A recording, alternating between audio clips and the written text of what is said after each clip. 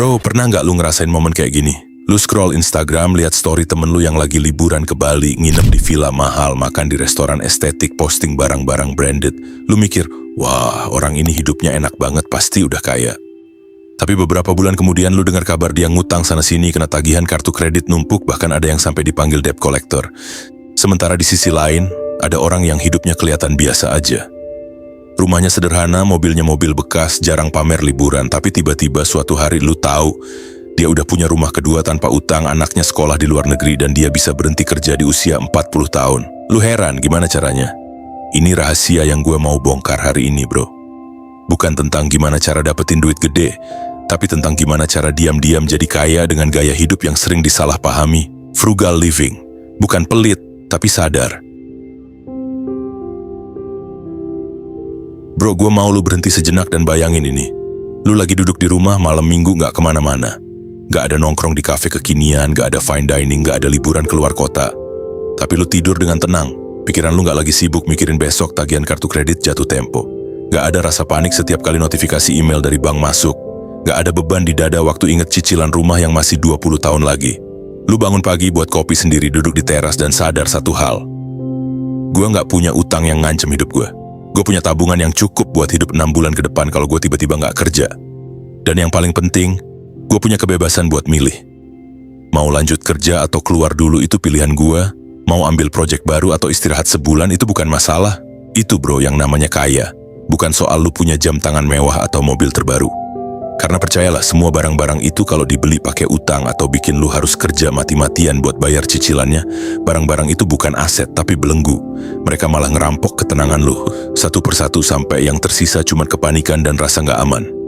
Gue kenal orang yang rumahnya megah, mobilnya 2, tapi setiap kali ngomongin masa depan matanya kosong. Bukan karena dia nggak punya apa-apa, tapi karena apa yang dia punya ternyata punya dia. Setiap bulannya dia cuma jadi mesin, pencari uang buat nutup semua kewajiban yang dia sendiri yang ciptain. Sekarang coba bandingin sama orang yang mungkin secara penampilan biasa aja. Dia nggak pernah pamer liburan, nggak pernah posting foto barang baru, bahkan kadang kelihatan kayak orang yang apa adanya. Tapi diam-diam dia punya rumah kontrakan yang ngasih pemasukan tiap bulan.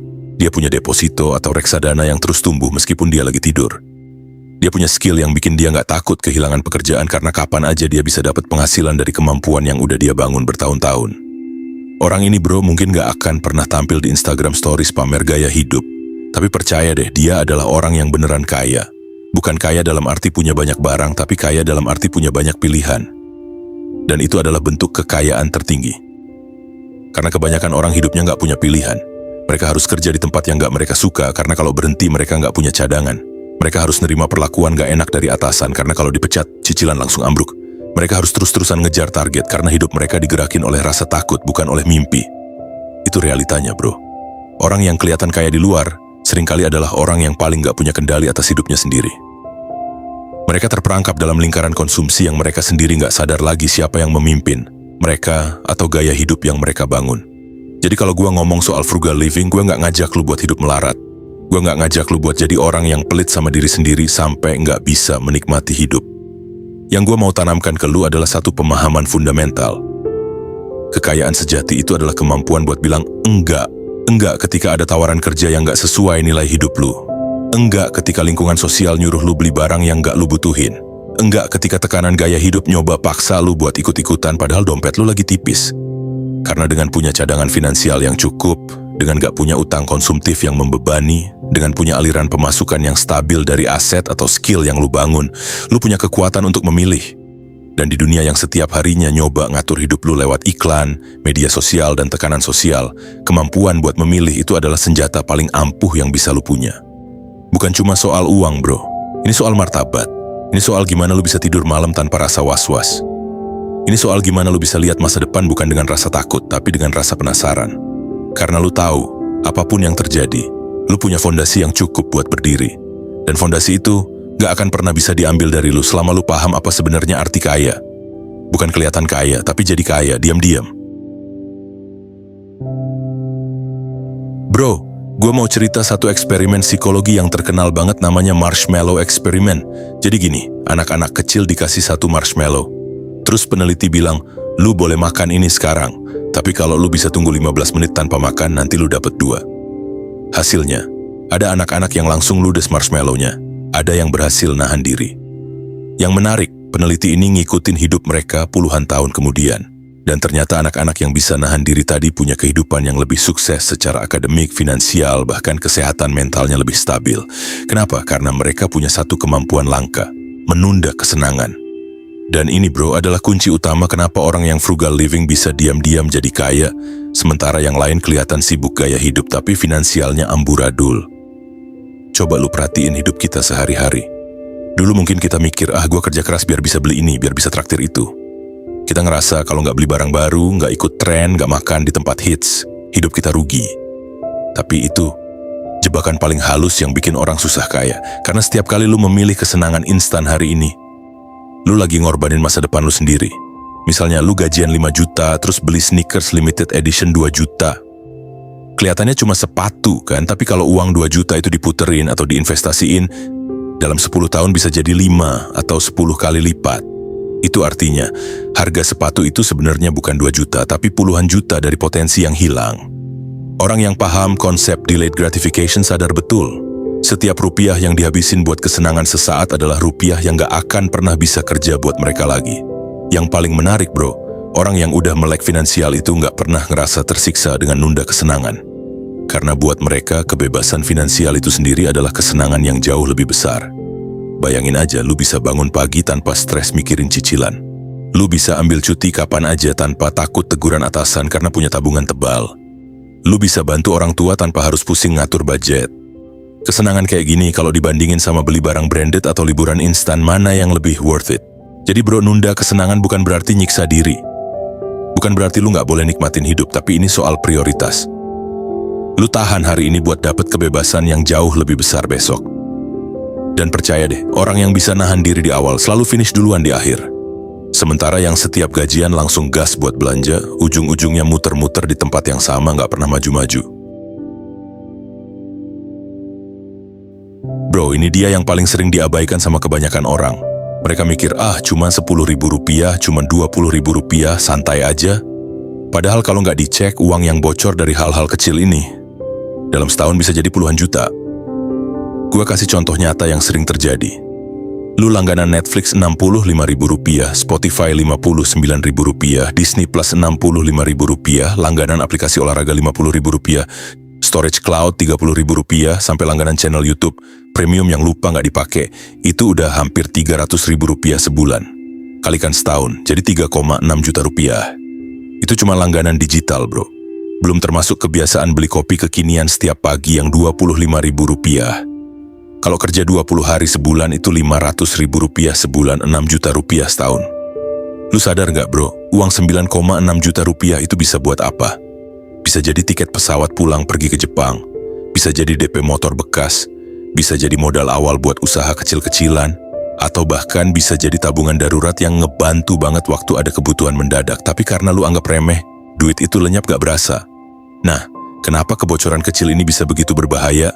Karena otak manusia itu punya bias yang namanya cognitive dissonance, atau ketidaksesuaian antara yang kita rasain dan yang sebenarnya terjadi.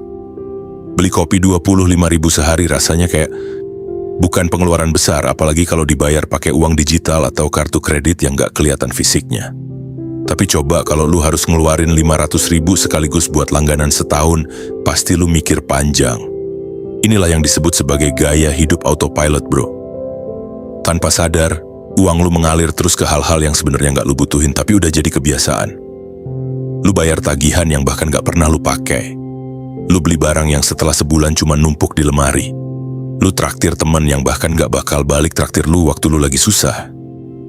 Ini semua adalah bocor halus yang pelan-pelan bikin tabungan lu gak pernah naik-naik walaupun gaji lu udah berkali-kali naik.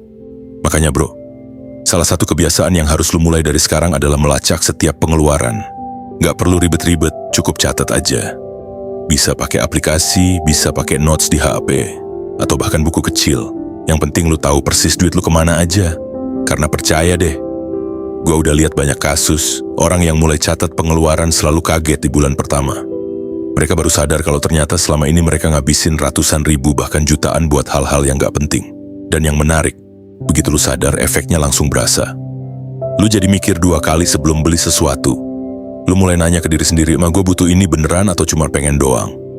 Lu mulai ngecek langganan mana yang emang kepake dan mana yang cuma numpang lewat di rekening. Dari situ, lu bisa langsung potong pengeluaran gak penting dan alihin duitnya ke hal yang lebih produktif. Dan percaya deh bro, rasanya tuh beda banget. Bukan cuma soal duit yang tersisa, tapi soal kontrol. Lu jadi punya kendali penuh atas uang lu, bukan sebaliknya uang yang ngendaliin lu. Bro, ini poin keempat yang gue pengen lu pahamin bener-bener. Salah satu kesalahan terbesar yang sering gue lihat orang tuh, begitu dapat duit lebih, langsung kebayang mau beli apa. Gaji naik dikit, langsung upgrade HP. Dapat bonus, langsung pesen barang di e-commerce. Padahal kalau lu ubah mindsetnya sedikit aja, uang lebih itu bisa jadi senjata paling ampuh buat masa depan lu. Coba bayangin gini bro, lu punya dua pilihan. Pilihan pertama, lu pakai uang lebih itu buat beli sepatu branded yang harganya 1 juta. Keren sih, lu bisa pamer di sosmed. Tapi sebulan kemudian, sepatu itu cuma jadi barang biasa yang nilainya udah turun setengah. Pilihan kedua, lu ambil uang 1 juta itu, lu masukin ke reksadana, atau lu pakai buat beli buku, dan ikut kursus online yang ningkatin skill lu. Hasilnya, 6 bulan kemudian, 1 juta itu bisa berkembang jadi lebih. Dan skill baru lu bisa bikin lu dapat proyek sampingan atau naik jabatan. Bedanya bukan di jumlah uangnya, tapi di mana lu naruh uang itu. Uang yang lu belanjakan buat barang konsumtif tuh cuma bakal ngilang bro. Dia dateng, lu pakai, habis, selesai. Tapi uang yang lu taruh di investasi atau di skill lu itu ibarat benih yang lu tanam. Dia bakal tumbuh, berkembang, dan suatu hari bakal panen berkali-kali lipat. Dan ini bukan cuma soal investasi di instrumen keuangan kayak saham, reksadana, atau emas bro. Ini juga soal investasi di diri lu sendiri. Gue sering heran sama orang yang rela bayar ratusan ribu buat kopi kekinian tiap bulan tapi merasa mahal kalau harus beli buku atau ikut pelatihan. Padahal bro, skill itu aset yang gak bisa dicuri siapapun. Kalau lu punya skill yang mumpuni, di bidang apapun itu, lu bisa menghasilkan uang kapan aja. Bahkan kalau suatu saat ekonomi lagi susah, bisnis lagi lesu, atau ada krisis kayak kemarin pas pandemi, orang-orang yang punya skill tetap punya pilihan. Mereka bisa freelance, bisa ngajar, bisa jual jasa online. Sementara yang cuman andelin gaji dan gak pernah investasi di skill, pas krisis datang mereka gak punya cadangan. Jadi kalau lu lagi mikir-mikir mau beli sesuatu, coba tanya ke diri lu sendiri. Ini bakal ningkatin nilai diriku atau cuma bikin aku keren sesaat? Karena percaya deh bro, barang keren itu cuma bikin lu kelihatan kaya di mata orang lain. Tapi skill dan investasi itu bikin lu beneran kaya, bahkan tanpa perlu pamer. Yang paling penting dari poin ini bro adalah soal prioritas. Banyak orang mikir dana darurat dan investasi itu urusan nanti kalau udah punya duit banyak. Padahal mindset kayak gini yang bikin mereka nggak pernah punya apa-apa. Sebenarnya lu nggak perlu nunggu kaya buat mulai investasi atau belajar skill baru. Mulai dari yang kecil, misalnya dari gaji bulan ini sisihin 10% buat dana darurat. Enggak usah mikirin nominalnya kecil, yang penting kebiasaannya terbangun. Atau kalau lu masih bingung mau investasi di mana, investasi paling aman di awal adalah di pengetahuan finansial lu sendiri. Baca buku, nonton video edukasi, ikut komunitas yang positif. Karena percaya nggak percaya bro, orang yang paling sering gagal di dunia finansial itu bukan yang modalnya kecil, tapi yang ilmunya nggak cukup. Mereka gampang ketipu investasi bodong, gampang panic selling pas harga saham turun, gampang ikut-ikutan tren tanpa ngerti resikonya. Jadi sebelum lu sibuk nyari cara buat uang lu berkembang, pastiin dulu otak lu udah berkembang. Karena kalau lu punya skill dan pengetahuan yang mumpuni, uang bakal lebih mudah datang. Dan ketika uang itu datang, lu udah punya bekal buat ngelolanya dengan benar. Bukan ngabisinnya buat hal-hal yang gak penting. Gue mau cerita soal satu kebiasaan kecil yang efeknya gila banget kalau dilakuin konsisten. Ini bukan soal nggak boleh beli barang bagus, bukan soal hidup susah, tapi soal mindful spending atau belanja dengan kesadaran. Lu tahu nggak, sebagian besar barang yang kita beli itu sebenarnya nggak kita butuhin. Gue bahkan pernah baca riset yang bilang, lebih dari 60% pembelian impulsif itu terjadi cuma karena emosi sesaat. Lagi stres belanja, lagi seneng belanja, lagi lihat temen beli barang baru ikutan belanja. Dan barang-barang ini bro setelah sebulan biasanya cuma numpuk di rumah, nggak kepake atau malah jadi beban karena harus dirawat.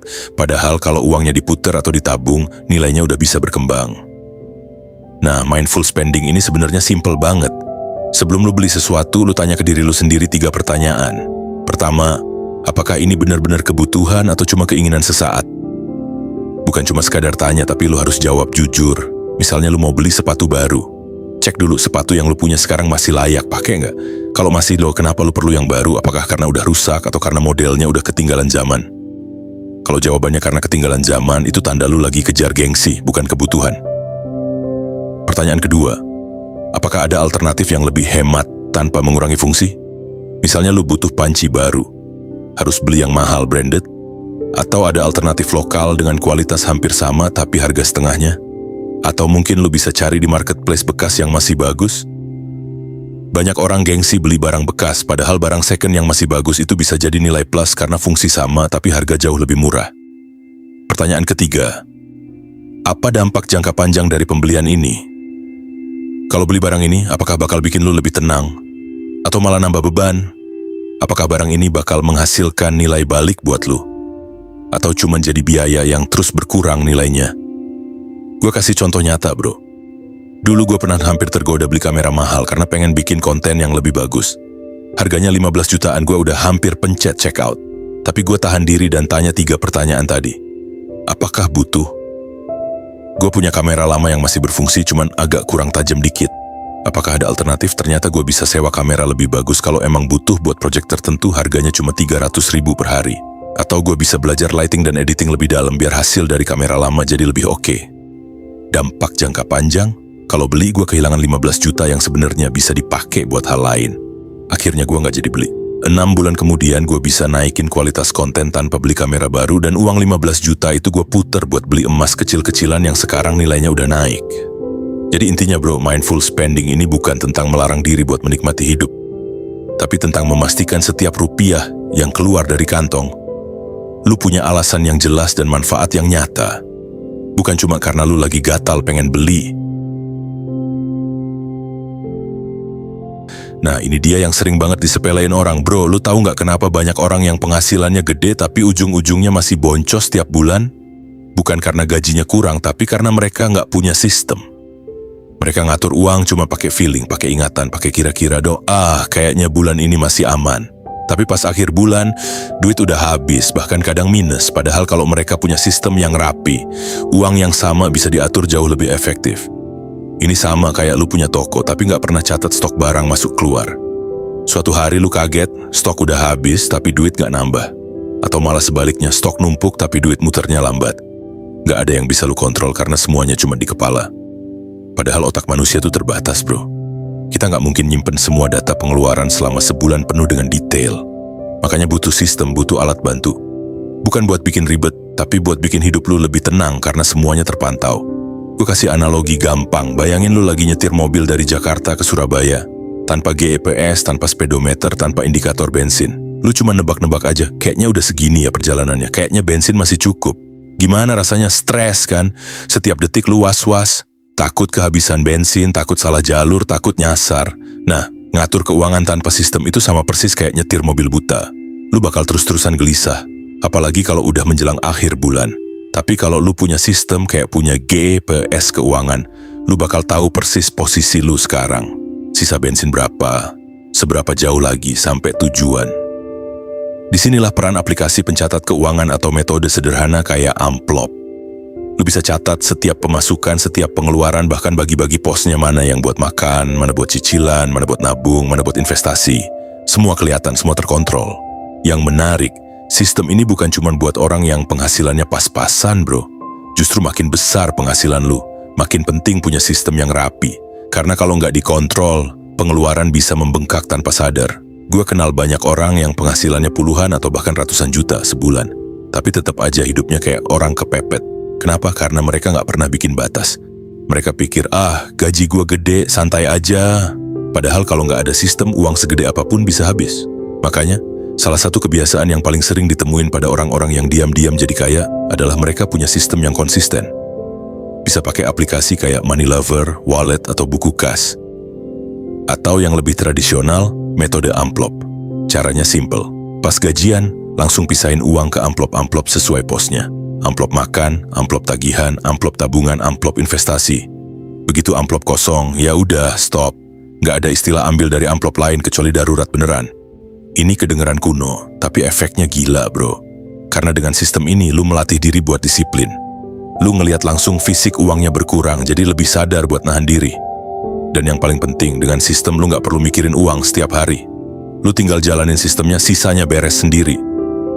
Uang lu punya arah, nggak ngambang, nggak cuma numpang lewat. Nah bro, ini poin terakhir yang sering banget disalahpahami orang. Banyak yang mikir kalau hidup hemat atau frugal living itu artinya harus menderita, harus hidup pas-pasan, nggak boleh beli barang bagus, nggak boleh upgrade hidup. Padahal nggak gitu bro. Justru tujuan dari semua ini adalah supaya suatu hari nanti lu bisa menikmati hidup dengan tenang, tanpa beban. Frugal living bukan tentang melarang diri buat menikmati hidup, tapi tentang memastikan setiap peningkatan gaya hidup itu datang di waktu yang tepat. Dengan cara yang tepat dan yang paling penting tidak mengorbankan masa depan lu. Lu boleh kok beli mobil baru, boleh renovasi rumah, boleh liburan ke luar negeri. Tapi ada satu syarat mutlak yang harus lu pegang. Semua itu harus didukung oleh kenaikan penghasilan pasif, bukan cuma ngandelin gaji bulanan. Karena kalau lu naikin gaya hidup setiap kali gaji naik, lu nggak akan pernah keluar dari rat race. Lu cuma jadi hamster yang terus berlari di roda, nggak pernah sampai kemana-mana. Gue kasih analogi gini bro, bayangin hidup lu itu kayak bangunan. Lantai dasar itu adalah fondasi finansial lu. Dana darurat, investasi, aset produktif. Nah, lantai 2 itu baru gaya hidup. Masalahnya banyak orang kebalik. Mereka langsung bangun lantai 2, 3, 4, bahkan sampai bikin kolam renang di atap, tapi lantai dasarnya kosong melompong. Akhirnya, sekali ada angin kencang atau gempa dikit, bangunannya roboh semua. Mereka kena PHK, langsung gak bisa bayar cicilan. Bisnis turun dikit, langsung stres karena gak punya cadangan. Nah, orang yang paham frugal living mereka bangun dari bawah. Fondasinya kuat dulu, setelah itu baru mereka naik pelan-pelan. Dan yang paling penting, mereka naiknya gak asal-asalan. Mereka pilih barang yang tahan lama, yang fungsional, bukan yang cuma viral sesaat. Gue kasih contoh nyata. Ada 2 orang sama-sama punya duit 10 juta rupiah. Orang pertama beli sepatu limited edition yang lagi hype. Harganya 5 juta, dipakai beberapa kali, setelah nggak viral lagi sepatu itu cuma jadi pajangan di lemari. Sisanya dipakai buat traktir teman biar kelihatan dermawan. Orang kedua beli mesin cuci yang bagus, awet, dipakai bertahun-tahun, dan sisa duitnya ditabung atau dipakai buat beli alat kerja yang bisa ningkatin produktivitas. Siapa yang lebih cerdas? Jelas bro. Yang kedua bukan pelit, tapi dia tahu mana yang benar-benar nambah value ke hidupnya. Inilah yang gue sebut sebagai mindful upgrading. Bukan larangan total buat beli barang bagus, tapi selektif. Lu boleh beli HP mahal, asal lu pakai sampai 5 tahun, bukan ganti tiap tahun cuma karena keluaran baru. Lu boleh beli mobil bagus, asal emang lu butuh dan udah punya cash flow yang cukup, bukan cuma biar kelihatan keren pas arisan. Lu boleh makan di restoran mahal, asal itu momen spesial, bukan jadi kebiasaan tiap minggu yang bikin dompet jebol. Intinya, bro, hidup ini bukan tentang berapa banyak barang yang lu punya, tapi seberapa besar kebebasan yang lu rasain. Orang yang beneran kaya secara finansial itu bukan yang kelihatan wah di Instagram, tapi yang kalau besok dia mau bangun tidur dan memutuskan gak kerja lagi, dia bisa. Karena uangnya udah kerja buat dia. Karena asetnya udah cukup buat nutup kebutuhan hidup. Karena gaya hidupnya bukan beban, tapi sesuatu yang dia kendalikan sepenuhnya. Jadi kalau lu mau upgrade hidup, tanya dulu ke diri lu sendiri. Apa ini beneran bakal ningkatin kualitas hidup lu dalam jangka panjang, atau cuma kepuasan sesaat yang sebentar lagi bakal lu lupa? Karena jawaban dari pertanyaan itu bro, yang bakal nentuin lu jadi orang yang cuma kelihatan kaya, atau beneran jadi kaya. Kalau video kayak gini ngebuka perspektif baru buat lu, atau bikin lu sadar kalau selama ini lu salah fokus, gue minta satu hal. Tekan tombol like bro. Karena itu cara paling gampang buat lu bilang, gue setuju, gue mau berubah. Satu like dari lu itu juga jadi semangat buat gue terus bikin konten-konten reflektif dan real kayak gini. Gak ada yang instan, gak ada yang jualan mimpi. Yang ada cuma usaha pelan-pelan tapi pasti. Oh iya bro, gue juga nyiapin sesuatu buat lu yang serius mau ngatur keuangan dengan rapi. Gue bikin ebook praktis dan juga budget tracker finansial dengan harga yang ramah di kantong. Ini bukan barang mahal bro. Ini alat bantu yang bakal ngebantu lu catat pemasukan, pantau pengeluaran, bikin pos-pos anggaran sampai lihat mana aja kebocoran duit yang selama ini gak lu sadari. Harganya sangat terjangkau, saking murahnya sampai gak bakal bikin boncos, tapi manfaatnya bisa gue jamin lu rasain langsung. Karena gue yakin, dengan alat yang tepat, langkah lu buat menuju kebebasan finansial bakal lebih terarah, lebih sistematis, dan yang paling penting lebih gampang buat konsisten. Linknya udah gue taruh di pin komentar dan deskripsi. Lu tinggal klik, baca, dan mulai. Gua nggak maksa bro. Tapi kalau lu serius pengen hidup lebih tenang, nggak dikontrol tagihan dan diam-diam bangun kekayaan dari sekarang, gua rasa itu investasi kecil yang worth banget. Percaya sama gue nggak bakal nyesel. Makasih banyak buat lu yang udah mau nonton sampai akhir. Lu udah ambil langkah pertama yang paling penting, mau belajar. Dan gue bakal terus temenin lu di setiap langkah selanjutnya. Satu video, satu langkah, satu perubahan kecil yang nyata. Gue tunggu lu di video selanjutnya.